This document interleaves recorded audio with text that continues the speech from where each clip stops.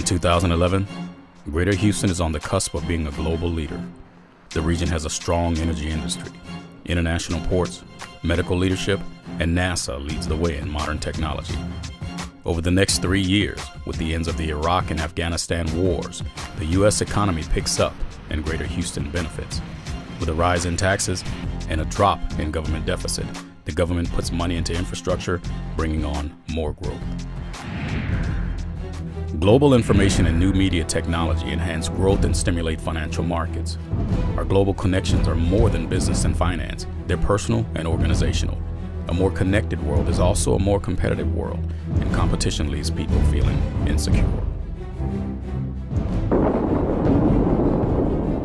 Their insecurity is heightened in 2014 when Iran tests a nuclear bomb. In response, the price of oil skyrockets, causing turmoil in the world economy. After months of acute uncertainty and international diplomacy, war is averted and the economy slowly recovers, but a nuclear arms race is on in the Middle East.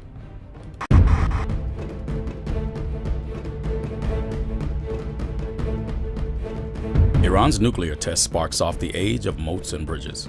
Protective moats are put around technology and intellectual property, trading opportunities and financial systems, while fearful people everywhere demand tougher immigration laws. As global growth returns, players of all kinds, nations, businesses, individuals, and organizations look for allies and partners. They let down their drawbridges wherever advantage may follow. In this new age, Greater Houston invests in a global future. People and new small businesses cluster around the expanded light rail. Houston also focuses on greater quality of life. Green spaces are created, and EPA regulations help to improve air and water quality. A 6-county consortium works to protect coastal counties and the ship channel from hurricanes. Work on the Ike Dike is slated to begin in 2018, a mixture of barriers and coastal wetlands. However, what fails to make progress is education. In 2018, an attack on the backbone of the internet paralyzes activity around the globe. Panic sets in as finance, trade, and government come to a screeching halt. Greater Houston IT experts are key in rebuilding and securing the system. Many business and private customers leave smaller banks to join larger banks with better online protection. As personal fear and insecurity rise, identity groups grow.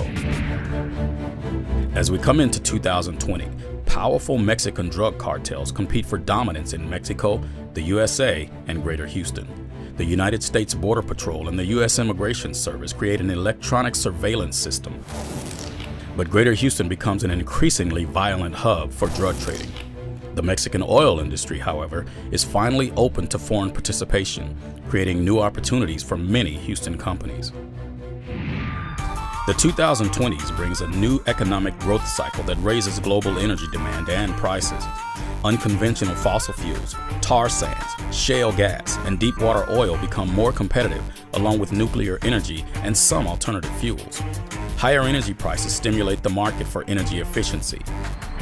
Houston's competitive advantage in nano and other technologies grows even stronger, while new electric charging points for cars spread across Harris County. In order to allay fears over diminishing raw materials, countries form blocs to protect markets and supplies. As blocs form, systems and values compete. Pacts around the world reflect differing economic and political systems. Trust is based on culture, religion, and above all, self-interest. In the Western Hemisphere, the EU, NAFTA, and some Latin American countries form Las Águilas de la Libertad. Throughout the 2020s, Greater Houston prospers from increased trade and a strong energy sector. Because Greater Houston is energy rich at a time when the rest of the country suffers from brownouts, the Alliance for Electrons is formed in 2024. This brings more people to the region, many seeking jobs.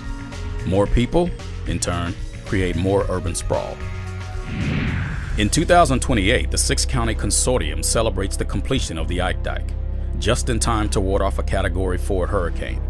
The new coastal defenses hold, and investments increase along the ship channel and coast. Although business in the region is improving, the quality of public education is rapidly declining. Large corporations implement educational programs for employees' children. Together with the influx of skilled people moving to Greater Houston, this causes resentment among locals and children of the poor who don't qualify for the corporate education plans. Social polarization and resentment increases. But poor education does not hold the region back. By 2030, Greater Houston is the global competitor it aspired to be. The region is a major trading, energy, and technology gateway between North America and the rapidly growing economies of India, Brazil, and China. Although the U.S. economy and currency have shrunk in comparison to the rest of the world, Greater Houston remains a bright light. As a result, educated migrants from around the world come to the region. During the 2030s, the Texas Triangle, uniting San Antonio, Houston, and Dallas, becomes a reality, linked by the new high-speed rail system. They share an energy grid, talent pool, water districts, food production, and research. Greater Houston reaches a population of 10 million by 2040, twice the size of just 30 years earlier. A new coastal desalination plant is built to meet the high water demand. Development in the Texas Triangle forces many farmers into the Rio Grande Valley, just when drought becomes more common. With both Texas and Mexican farmers drawing water from the river, water skirmishes are more frequent. There are widening social chasms in the region, fueling frustration as cultures of violence multiply in urban and rural areas. With some ethnic groups more poorer than others, each time food prices rise, unrest also rises, turning into violent racial protests. In 2031, there's an 18-month global pandemic spread by frequent global travel, dense populations, and misuse of antibiotics. During the pandemic, hospitals are overrun, borders close, public places are vacant, and the global economy slows down. Greater Houston is also hit, but the University of Texas Medical Branch's Biosafety Lab helps to identify the pathogen, stimulating new drug treatments. Hygiene improves everywhere while the region's authorities expand the number of community clinics. However, fear of disease continues to isolate people who become reliant on the internet and more exposed to its proliferating risks. Over 30 years, fear and insecurity slowly dominate the world of moats and bridges. Without noticing it, people trade traditional freedoms for safety. They accept higher surveillance of their movements and transactions. As violent rhetoric becomes common, many Muslims in the region withdraw into their own neighborhoods. While many applaud restrictions on hate speech, they fail to notice when these become routine censorship. In the mid-2030s, police permission is required for political meetings of more than 100 people. Citizens are uncomfortable but acquiesce. By 2040, talented immigrants in Greater Houston feel more like scapegoats, targeted by racial profiling and stereotypes. They had come to the region for work and education. They had lived here for many years. Now, they decide they will be safer back in their mother countries. By 2040, the world has enjoyed 30 years of successful global growth. Technology has helped the world to manage resource scarcity. Competition has made every economy more efficient. But this success has also created serious instabilities. Blocs and coalitions compete for resources, access to markets, and control. Powerful rogue groups are unpredictably violent, both globally and locally. Classes are divided against each other while damaging storms and increased migration create wider insecurity. The world is now a very frightening place. Many say we have been using an old model to survive a new world.